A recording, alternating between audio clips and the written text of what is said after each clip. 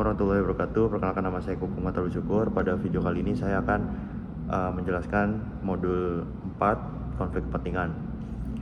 Apa sih konflik kepentingan itu? Konflik kepentingan merupakan di mana kondisi di mana pejabat pemerintahan memiliki kepentingan pribadi untuk menguntungkan dirinya ataupun orang lain menggunakan wewenang seperti itu.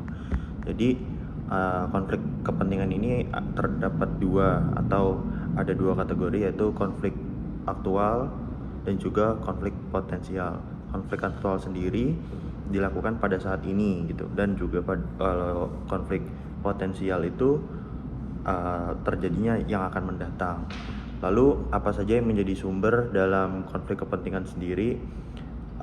Itu ada bisnis, keluarga atau family, terus juga afiliasi atau hutang budi, terus ada pekerjaan luar, kemudian ada rangkap jabatan, lalu ada gratifikasi dan sumber-sumber lainnya. Kemudian dimana dari sumber tersebut bisa mengakibatkan yang namanya konflik kepentingan.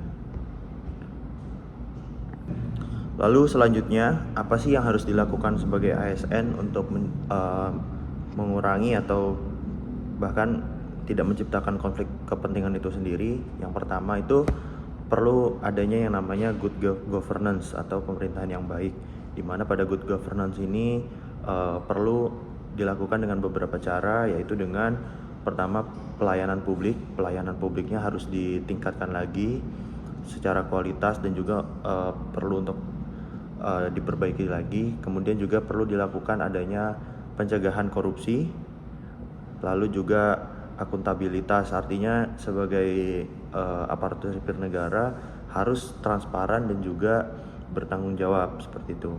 Lalu juga adanya reformasi birokrasi atau tata kelola pemerintahan yang bersih dan juga baik.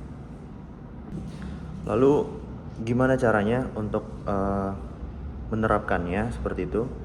Perlu yang dilakukan dengan namanya siklus integritas. Jadi yang pertama ini harus kita pahami secara dini tentang apa sih itu konflik kepentingan, kemudian juga apa juga sumber-sumbernya, 8 sumber tadi, kemudian juga ada identifikasi. Identifikasi ini termasuk ke dalam konflik kepentingan yang aktual atau konflik kepentingan yang potensial, dan juga kita harus hindari itu dengan cara kita kelola dan juga terus meningkatkan budaya berintegritas sebagai pegawai negeri sipil seperti itu. Cukup sekian, terima kasih.